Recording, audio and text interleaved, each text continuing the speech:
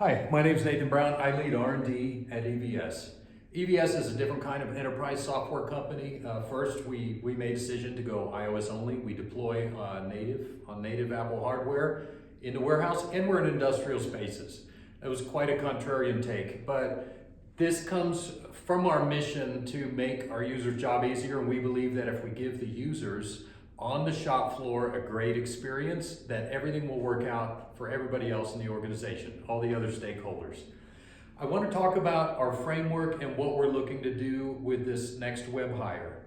Our R&D team is a very small team. We move quickly, we have a high intensity, and we operate outside of the structures of the core engineering team. We build the tools that then get used by the engineering team and our customers, get deployed to our customers. When we started this project to build mobe3, and mobe3 is an app and a back-end web framework for a desktop form factor.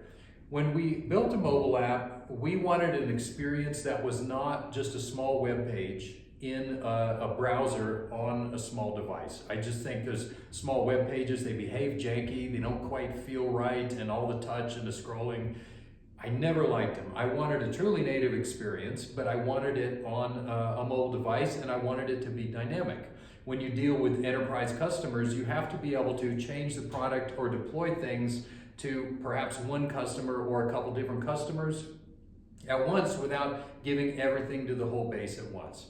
So we do have our native app that runs, but what that app does, and there's a reason why I'm getting into the mobile for this web project. What the app does is, mobe app. This will run on tablets, iPhone, any iOS device. And then we have a standard JSON REST API. We also have a real-time pub/sub socket engine, but this, just to keep this simple, the mobe app requests from the JSON. Now, when the app wants to load a UI, it requests the UI from the JSON, and it gets back a XAML in JavaScript package that it then renders as a native UI on the fly. So this is not like a Cordova or PhoneGap or any of those shims. This is an actual natively rendered UI that's built according to the specifications that it received. So that's our framework. That's unique to us. I don't know if anybody else is doing it, but that's what we do, and it works out great. It gives us the agility we need to be able to have that native experience, but also have the agility to deploy and serve enterprise as well. For the desktop, we are using a web form factor. Currently, we are in AngularJS 1. Obviously, this is old. We need to redo it, and now's the time we're going to put the focus on this. We're going to be using Vue 3 as a cornerstone of the stack. Some of the other elements of this stack have not been decided yet, but we want this to behave in the same way as the app. So this whole dynamic UI structure where we request metadata from the server and then we construct a UI on the fly, we want that architecture to be able to be unified across these two platforms.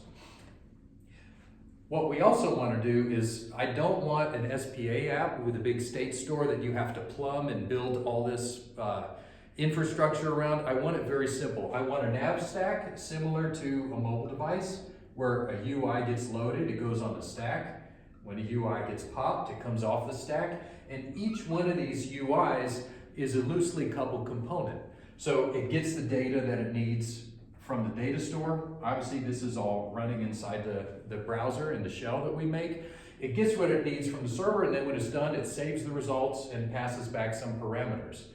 This is going to make these two architectures unified, and it will make the development environment for both of these the same. What this is going to require from our next hire is someone that really understands web development fundamentally and CSS at a deep level. When you're working at a meta layer, you have to have a deep understanding of that base layer so that you can get what you want. And this framework is going to be quite a project. The components are going to be native Vue 3 components that we're going to build, and then the rendering, the engine to do this, to render the logic and to tie it to the UI components is something that we're going to have to build.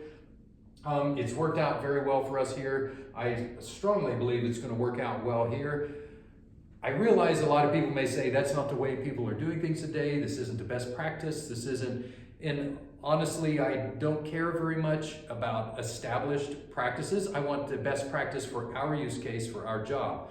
A lot of what people consider today best practices are some novel solution that someone invented yesterday that worked out well and got widespread adoption.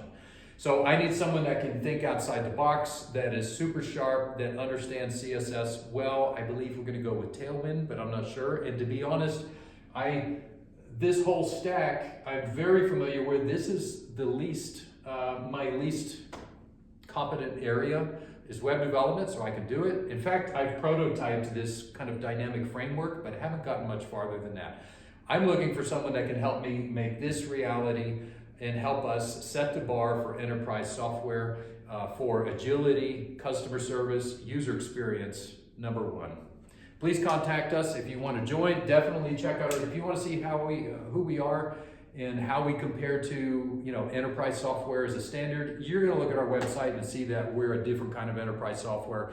That's awesome. If you want to get a hold of us, you can get a hold of nbrown@evssw.com to get a hold of us directly, or just respond through the recruiter who's contacted you. Thank you.